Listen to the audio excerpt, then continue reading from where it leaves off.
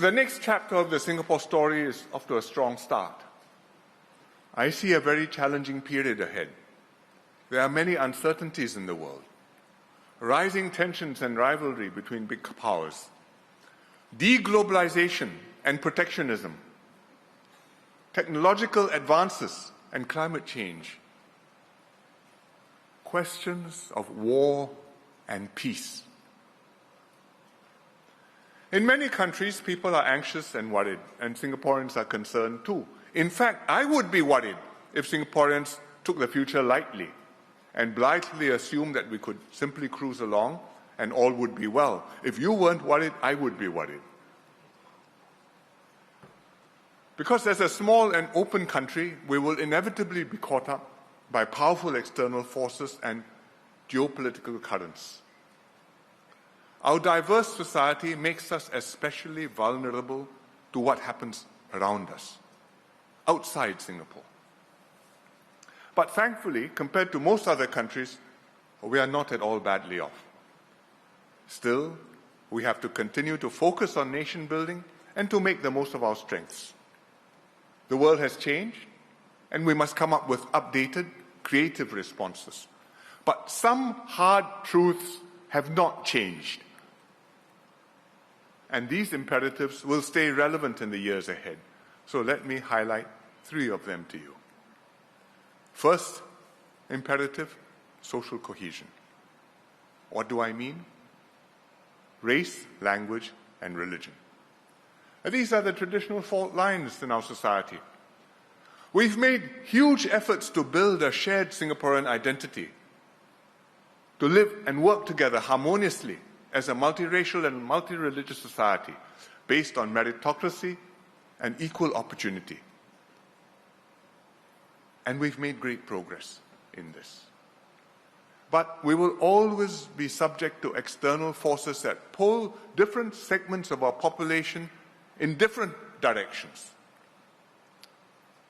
We can't disavow our diverse ethnic roots and religious affinities. We want to keep them. Chinese Singaporeans have links with China, some way or other. Indian Singaporeans with their various ancestral homes in India. Malay Singaporeans with the rest of our region, and with the global Muslim Ummah, the community of Muslims worldwide. These are real, emotional, historical, cultural, deep ties. They can be vulnerabilities, yet we do not want to lose these rich cultural and historical heritages. We've inherited them from our forefathers, and they contribute much to our Singaporean identity, our sense of who we are in the world. Because we didn't just descend from Mars. We have history, long histories, proud histories, ancestors, heritages, traditions, many of which we want to keep for ourselves and pass on to our children and grandchildren. Therefore, for us, racial and religious harmony will always be a continuing work in progress. Never think that we have solved the problem and that we've left it behind. It will always be with us, and we also have to be conscious of other potential divisions in our society. Between the haves and the have-nots, the Singaporean-born and naturalized citizens, conservatives and liberals, current and future generations. All these differences can be exploited politically to pit Singaporeans one against another and divide and weaken us. Hence, we've got to continue to work hard to overcome social stresses and tensions, to enlarge our common space and strengthen our shared Singaporean identity. It's not a static identity. It grows, it evolves over time. We are not a specimen in the museum like that 10 years ago, like that 20 years ago, like that 50 years from now. It will grow, it will evolve. The world changes, we adapt, we move forward. We have to guide that evolution as best we can, sensitively and thoughtfully. And that's why we moved on the Tudong issue and repealed Section 377A of the Penal Code. These were controversial and difficult issues, but I decided to tackle them and not to let them fester or to pass them along to my successors. So we prepared the ground carefully, worked out practical compromises, and moved to a more sustainable, long-term position while fostering mutual understanding and acceptance. Always when we're dealing with controversial issues, we accept that differences exist, but we will avoid accentuating them. Accept them, don't accentuate them. Instead, we foster compromise, strive to enlarge a common space, establish the broadest consensus possible. We'll always have fault lines to watch and mind, never forget. Whatever our differences, we are all Singaporeans, first and foremost.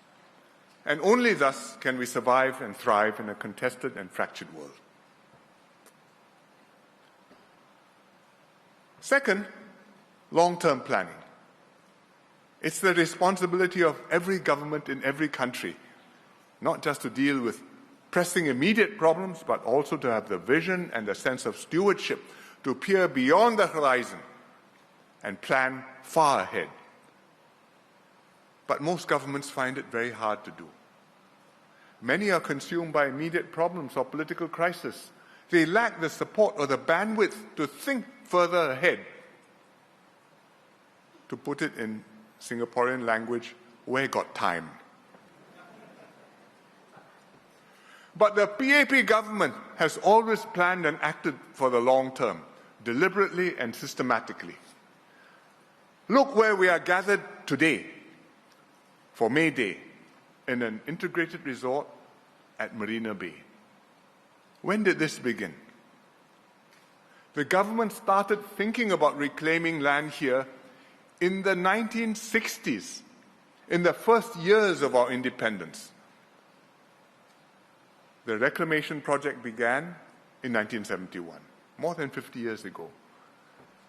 Then we had to let the reclaimed land settle, master plan the new downtown, and build it phase by phase.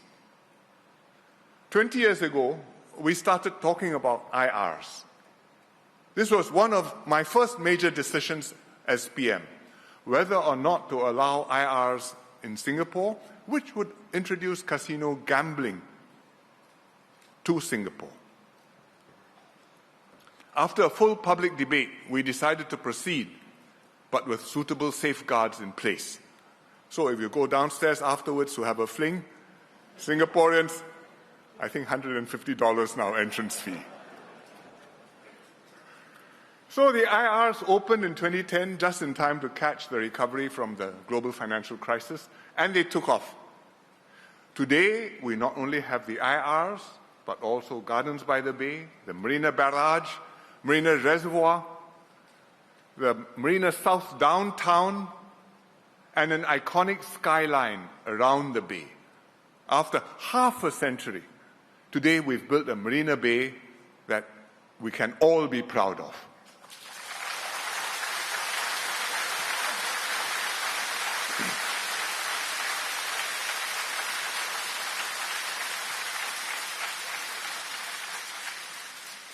But Marina Bay is not done.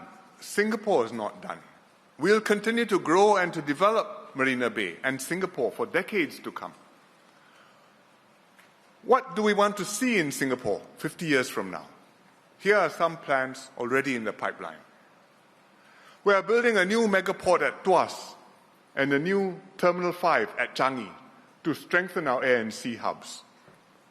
We will reclaim a long island along the east coast to protect ourselves from rising sea levels and create more land and another freshwater reservoir. We always try to hit several birds with one stone. We will redevelop Paya Lebar after relocating Paya Lebar Air Base, as well as the Greater Southern Waterfront after PSA moves to us, to create new spaces for future generations to live, work and play, and accommodate a new NTUC downtown south.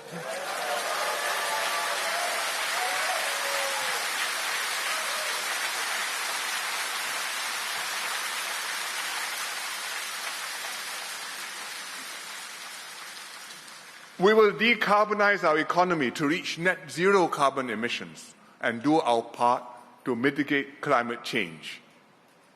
It's going to be a very difficult journey, this last one, but we have to do it. And I have no doubt that the next team and their successors will conceive more creative and ambitious projects which will challenge us, inspire us, and take our country to the next level.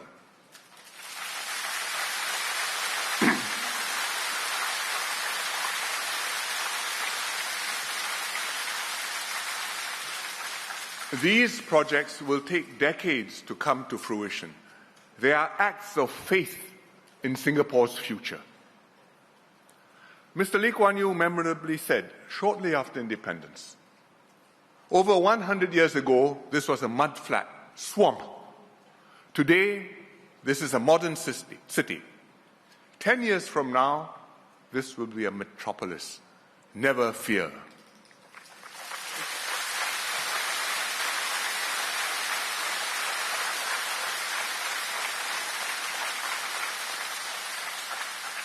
And this must forever be our mindset, thinking long-term, working towards it with patience and determination, and building lasting strength for Singapore, way beyond our own generation, for the next 50 years, for the next 100 years.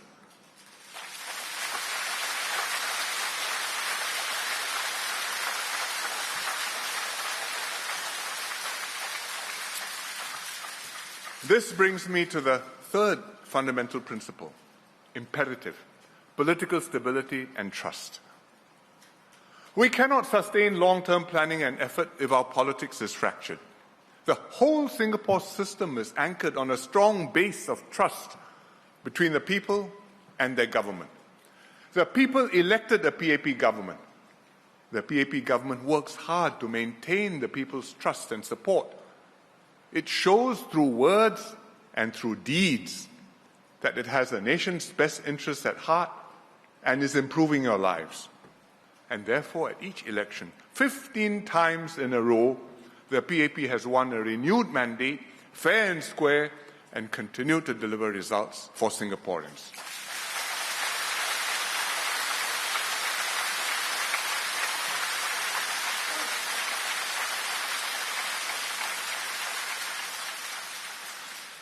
Very few other countries work like this. You name me one. We were fortunate to start off on the right footing. Mr. Lee Kuan Yew and Mr. Goh Chok Tong and their teams established the fundamentals of good government. They were unshakably committed to meritocracy and incorruptibility. They worked hard to build a system that would endure beyond their own terms as PM. My team and I have done our best to steward Singapore and safeguard its future. Our successors must do the same.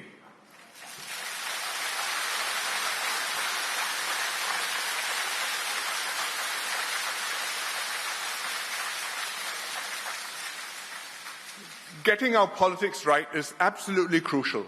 Please understand, we have succeeded and Singapore has made exceptional economic and social gains because our system is exceptional. It's not because we are ordinary, we pass. It's because we are exceptional.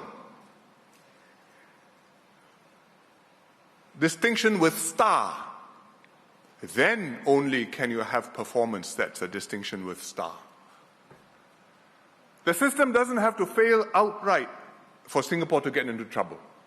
Even if we just become ordinary, average, we will already be in serious trouble. Because we have no natural resources, no hinterland. 700 square kilometers is nothing. If our politics becomes like other countries, we will end up worse than other countries, not the same as them, but worse off. graver still, if our system malfunctions, becomes beset by populism, tribalism, nativism, or obsessed by short-term gains like some other countries, then we will certainly be sunk. All our reserves will not last very long, nor will they count for much. There's no need to ask how much money is in the bank. You can have a lot, but if you've gone that way, the country's gone wrong, it won't save you. Therefore, it's crucial that all of us uphold this ethos of exceptionalism and excellence. It's crucial that we maintain political stability. The system will evolve with time, but it has to evolve in a way that continues to serve Singapore's interests, serve your interests. And that gives us the best shot of building a brighter future for Singapore.